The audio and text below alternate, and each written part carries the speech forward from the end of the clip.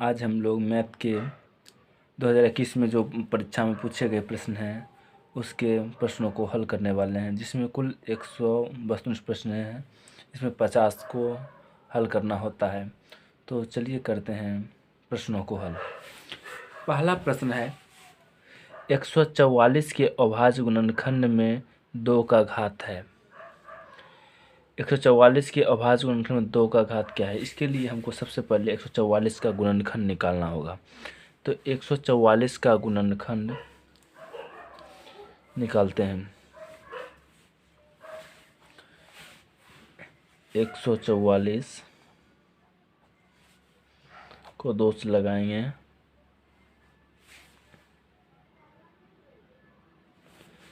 144 में 2 से भाग देते हैं तो इस प्रकार आता है 72 यानी 72। 2 से लगाते हैं 36, 2 से 18, 2 से 9 और 3 से 3। इस प्रकार 2 की संख्या 1, 2, 3, 4 आता है। इस प्रकार 2 का घात 4 होगा। इस प्रकार ऑप्शन इसका सी सही होगा। अब प्रश्न संख्या 2, निम्नलिखित में कौन अपरिमेय संख्या है? तो अपरिमेय संख्या की पहचान करने का नियम है वैसी संख्या जो रूट में हो और जिसका वर्गमूल पूर्ण संख्या के रूप में नहीं प्राप्त हो उसको अपरिमेय संख्या कहते हैं। यानी ऐसा कोई भी वैसी संख्या जिसका वर्गमूल नहीं निकले उसको अपरिमेय कहा जाता है। यहाँ 100 का वर्गमूल 10 हो जाएगा, 4 का वर्गमूल 2, 16 का 4, 25 का 5, लेकिन 17 का वर्गमूल नहीं निकल रहा, इसलिए √17 एक अपरिमेय संख्या है। प्रश्न संख्या 3, निम्नलिखित में से कौन सा अभाज्य संख्या है? अभाज्य संख्या की परिभाषा के अनुसार वैसी संख्या जो स्वयं अथवा एक के अतिरिक्त अन्य किसी तीसरे से विभाज्य नहीं हो उसे अभाज्य संख्या कहते हैं। तो यहाँ 91 चूँकि 13 और 7 से विभाज्य है इसलिए अभाज्य नहीं होगा। 213 3 से विभाज्य है इसलिए भी अभाज्य नहीं होगा। और वहीं 41 की 1 और 41 के अलावा किसी अन्य से विभाज्य नहीं है, तो यहाँ अभाज्य संख्या 41 होगा। और डी भी 501 भी 3 से विभाज्य, क्योंकि 5, 1, 6 3 से भाग लग जाता है इसलिए ये 3 से विभाज्य होगा। प्रश्न संख्या 4, 2 लगातार संख्याओं का मौसो है। कोई भी लगातार संख्या जैसे 1, 2, 3, 4 लगातार 2 लेंगे, या तो 1 के साथ 2 लेंगे, 3 के साथ 4 लेंगे या 2 के साथ 3 लेंगे। तो लगातार संख्याओं का मौसो हमेशा 1 होता है। इस पर लगातार संख्याओं का मौसो 1 होगा। प्रश्न संख्या 5, निम्नलिखित में से कौन सा परिमेय संख्या है? यानी इसमें परिमेय संख्या खोजना। इसके पहले वाले प्रश्न में था अपरिमेय संख्या को खोजना, इसमें बोला गया परिमेय संख्या, यानी जिसका वर्गमूल निकल जाएगा वो परिमेय संख्या होगा। इसमें 1/144, 1 का वर्गमूल 144 का वर्गमूल 12, यहाँ पर इसका वर्गमूल निकल रहा है, अतः ये परिमेय संख्या हो। अन्य सभी में वर्गमूल स्पष्ट नहीं निकल रहा है इसलिए अन्य सभी अपरिमेय संख्या है। प्रश्न संख्या 6, किसी पूर्णांक p के लिए प्रत्येक समपूर्णांकों के रूप में है। यानी यहाँ पर p का कुछ ऐसा मान रखेंगे जिसके लिए प्रत्येक जो संख्या है समपूर्णांक होना चाहिए। तो यहाँ पर p का मान विभिन्न विकल्पों में रखते हैं। p का मान 1, 2 रख के देखते हैं। पहली संख्या में इसमें मान 1 रखते हैं। p का मान अगर 1 रखते हैं तो 1 गुने 2 हो गया, प्लस 1 यानी 3 चूँकि सम संख्या नहीं, ये ऑप्शन गलत हो जाएगा। अब दूसरा रखते हैं। अगर p का मान हम 1 रखते हैं तो p गुने 1 जो कि विषम संख्या है, अतः यह भी नहीं होगा। वहीं p का मान इसमें 1 रखते हैं और प्लस 1 करते हैं तो 1, 1, 2, यहाँ तो सम संख्या आ जाता है, लेकिन जब p के मान में 2 रखते हैं तो 2, 1, 3 यहाँ भी ये विषम हो जाता है, अतः यहाँ भी ये सही नहीं है। अब इसमें रखते हैं p का मान। जब p का मान 1 रखते हैं तो 2 गुने 1 बराबर 2 जो कि एक सम संख्या है। अब फिर p का मान 2 रखते हैं। p का मान जब 2 रखते हैं 2 दूनी 4, वो भी एक सम संख्या है। अतः इसमें p का मान प्रत्येक स्थिति में सम संख्या प्राप्त होता है, इसलिए इसका स्पष्ट सही उत्तर 2P होगा। प्रश्न संख्या 7, निम्नलिखित में किसका दशमलव प्रसार अशांत होगा?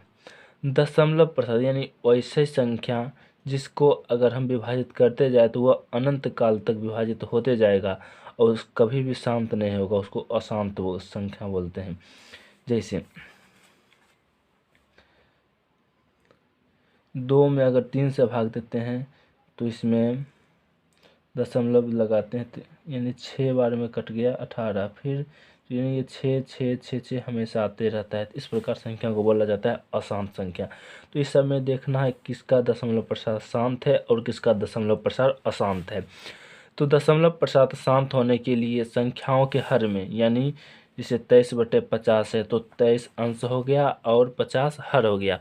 तो इसमें खोजना है कि कौन इसमें हर का मान में किसका किसका गुणनखंड है। अगर ये सिर्फ 2 और 5 का गुणनखंड होगा तो इसका दशमलव प्रसार शांत होगा। अगर 2 और 5 के अतिरिक्त तीसरा कोई संख्या आ जाएगा तो ये अशांत होगा।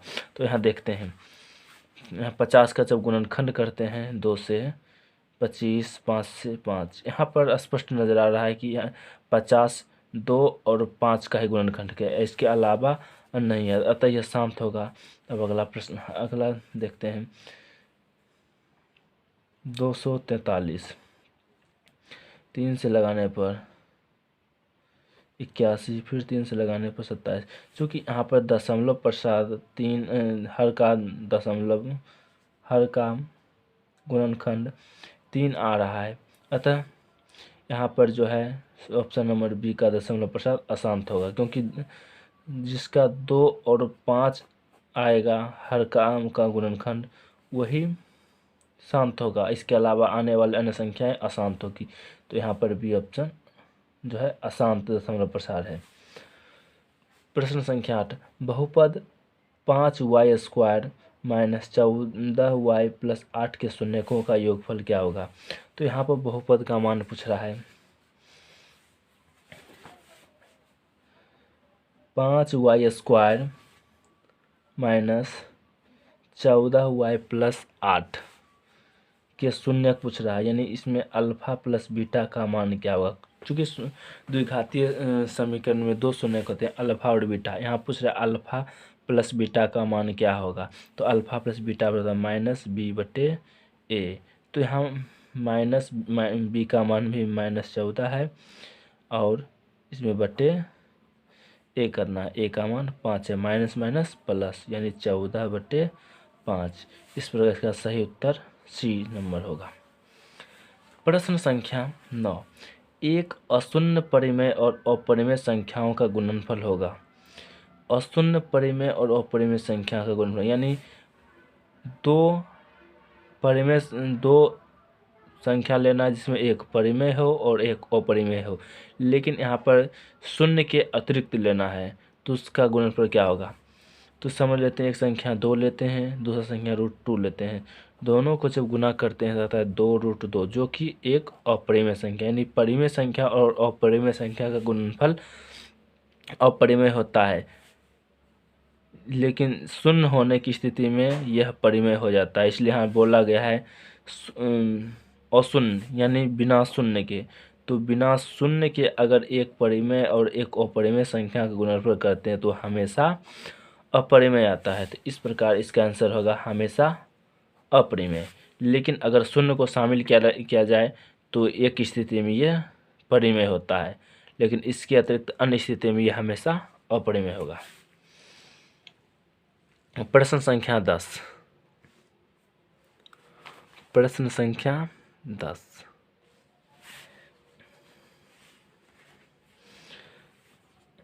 बहुपद x² माइनस 11 के शून्यक हैं। तो यहाँ पर पूछा गया है x² माइनस 11 के शून्यक, यानी इतना बराबर 0 लिख सकते हैं। अब x जो है इधर माइनस में, इधर आएगा तो प्लस में, तो x² बराबर 11, इसलिए x बराबर इधर से स्क्वायर हटेगा तो इधर रूट आ जाएगा, √11। चूँकि रूट में भी किसी भी संख्या का वर्गमूल प्लस और माइनस में दोनों आते हैं, इसलिए इसका आंसर प्लस माइनस √11 होगा। यानी इस प्रकार इसका आंसर माइनस और प्लस दोनों आएगा, इसलिए इसका आंसर डी हो जाएगा। प्रश्न संख्या 11, निम्नलिखित में से किस द्विघातीय बहुपद के शून्यकों का योगफल -4 तथा गुणनफल -5 है। यानी इसमें द्विघातीय समीकरण का योगफल और गुणनफल दिया गया, यानी अल्फा प्लस बीटा का मान दिया गया है -4, अल्फा इंटू बीटा का मान दिया हुआ है -5। यहाँ समीकरण पूछ रहा है कि कौन सा समीकरण मेल खाता है, तो इसके लिए समीकरण होता है द्विघातीय समीकरण का समीकरण x² minus alpha plus beta x plus alpha into beta. तो यहाँ अल्फा का मान, यहाँ अल्फा का x² अल्फा प्लस बीटा का मान -4 है, तो -4 प्लस -5। इस प्रकार x² minus minus plus 4x plus -5 होगा। तो ये कौन सा ऑप्शन से मिलता है, ऑप्शन संख्या डी से यहाँ मिल रहा है, तो इस प्रकार इसका आंसर डी होगा। प्रश्न संख्या 12,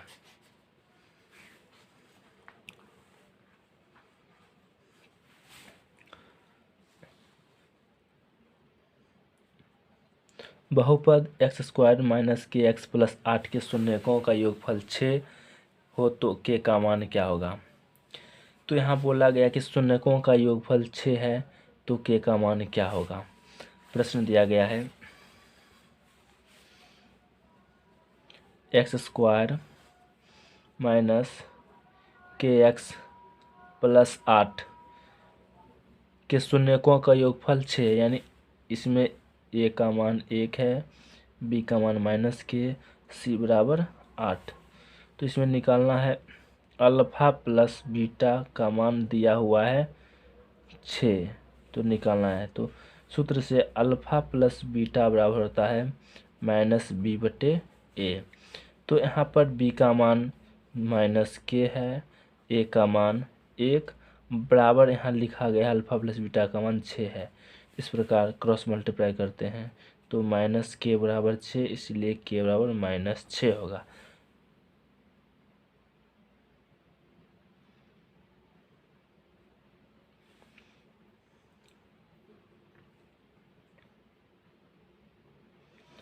यदि बहुपद x² माइनस kx प्लस 8 के शून्यकों का योग 6 हो तो k का मान क्या होगा। इसका आंसर -6 होना चाहिए।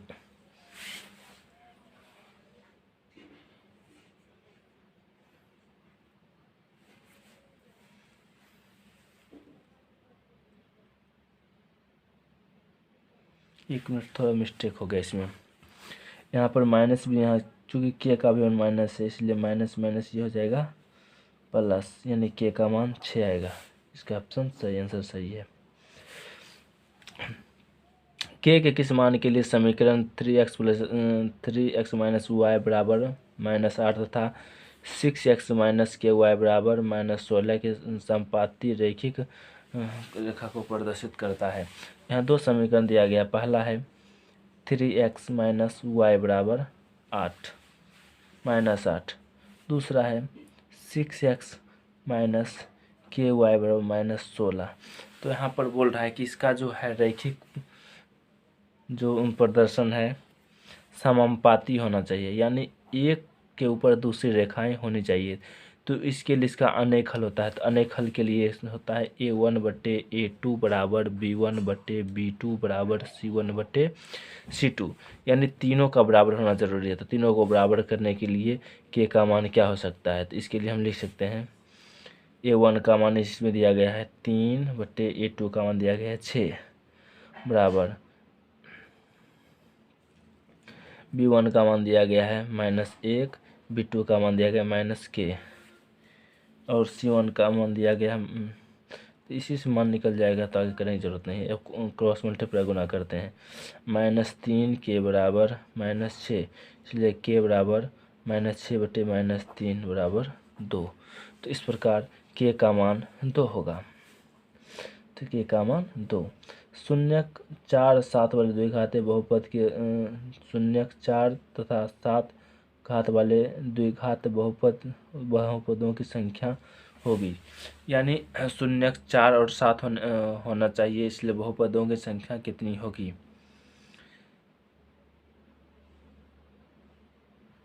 द्विघातीय बहुपद में 4 और 7 वाले बहुपदों की संख्या अनंत हो सकती है, क्योंकि इस स्थिति में x square plus alpha into beta into alpha x plus alpha into beta, इस स्थिति में अगर रखते हैं तो इसका हल अनगिनत हो सकता है। जैसे अगर यहाँ पर एक्स का स्क्वायर प्लस इसका मान 11 रखते हैं, 11x प्लस 44, तो ये एक द्विघाती समीकरण हो गया। लेकिन इसमें अगर हम गुना भाग करते जाए तो अन्य द्विघाती समीकरण में प्राप्त हो जाएगा। जैसे यहाँ पर अगर रखते हैं 2 लगा दें, 2x square plus 22x plus 56, इस प्रकार जितना गुना करते जाएंगे उतना द्विघाती समीकरण आता जाएगा। इस प्रकार इसका बहुपदों की संख्या अनगिनत होगी।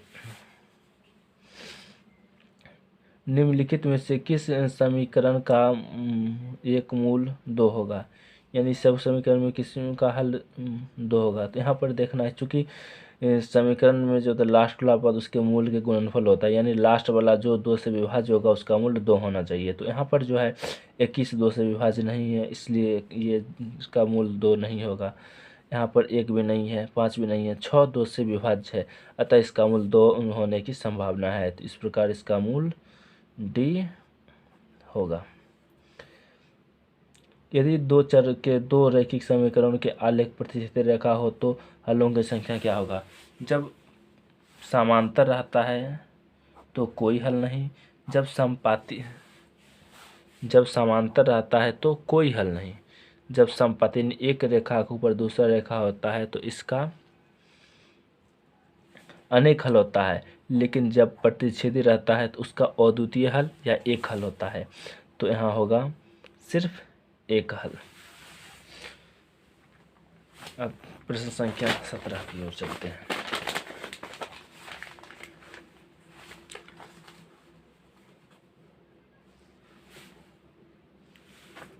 प्रश्न संख्या 17, यदि समांतर श्रेणी का सार्वंतर 2 तथा n पद a n हो तो a17 और a13 बराबर क्या होगा?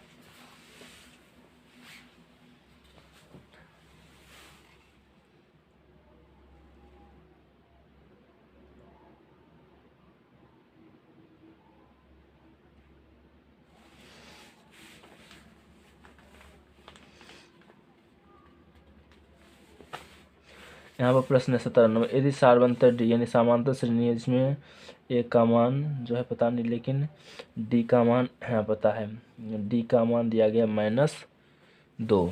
तो यहाँ पूछ रहा है यानी 17वां पद और 13वां पद का अंतर क्या होगा?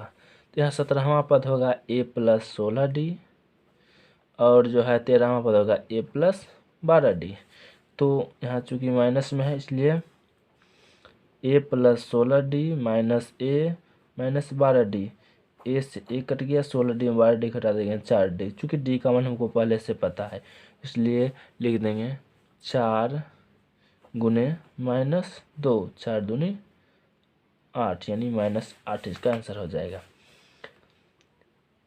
यहाँ पर समांतर श्रेणी का सार्वंतर पहले दिया हुआ था, डी का मान पता था और यहाँ पर 17वां और 13वां पद का अंतर पूछ रहा था, तो दोनों का अंतर निकाल दिए।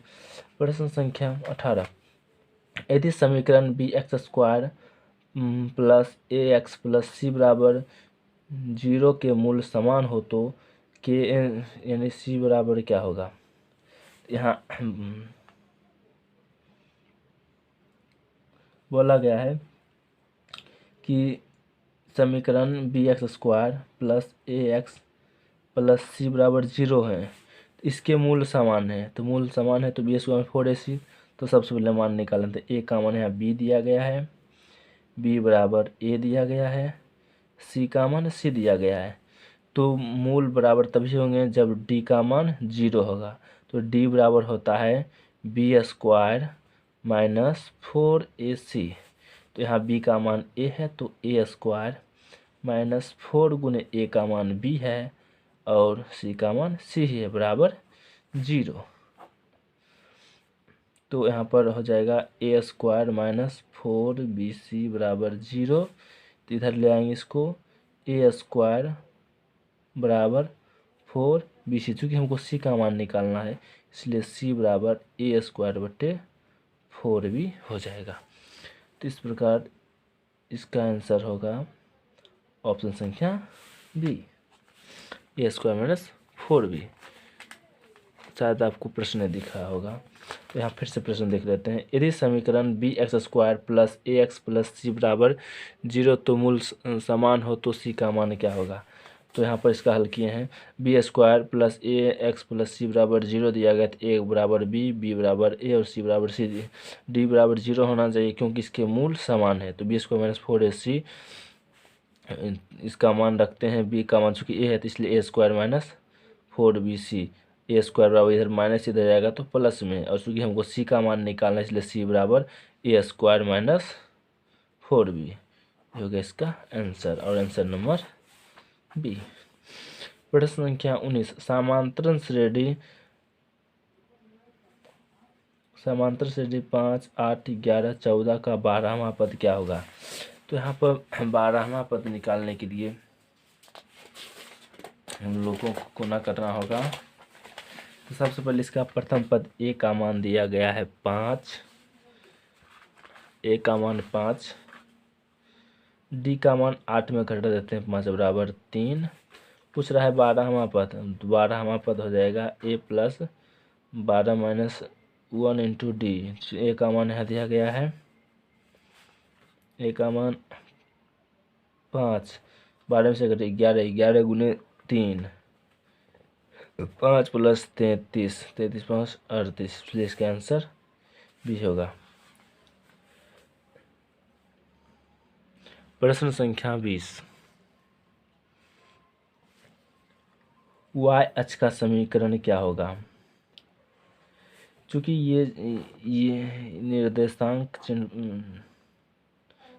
ज्यामिति का प्रश्न है, इसमें जो है ये मूल बिंदु होता है, ये y अक्ष और ये x अक्ष। तो यहाँ जो है मूल बिंदु से जैसे से दूरी बढ़ता है उसका मान बढ़ता जाता है। यहाँ बोला गया y अक्ष का समीकरण, यानी जब भी y अक्ष पर कोई भी संख्या को प्रदर्शित करेंगे तो उस स्थिति में x का मान 0 होगा। तो यहाँ y अक्ष का समीकरण होगा, y अक्ष पर x का मान हमेशा 0 होता है इसलिए x बराबर 0 होगा। प्रश्न संख्या 21, समांतर श्रेणी 25, 20, 15 का कौन सा प्रथम पद ऋणात्मक होगा। तो यहाँ समांतर श्रेणी दिया गया है, तो यहाँ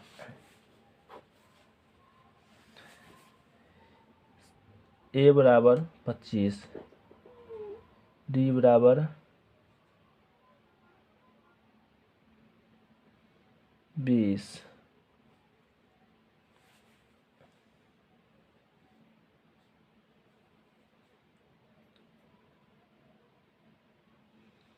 डी बराबर 25 माइनस 20, तो डी का मान आ जाएगा 5।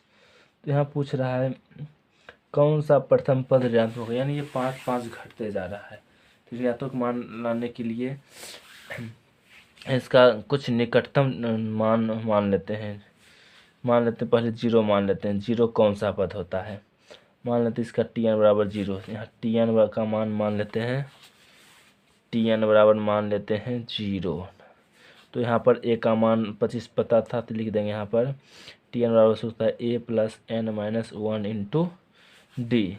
तो यहाँ a का मान 25, n का मान नहीं पता n माइनस 1 और d का मान 5 बराबर 0। n माइनस 1 इंटू 5, इधर 25 प्लस में जाएगा तो माइनस में, माइनस 25 n-1 बराबर ही 5 गुना में रह जाएगा भाग में -5, इसलिए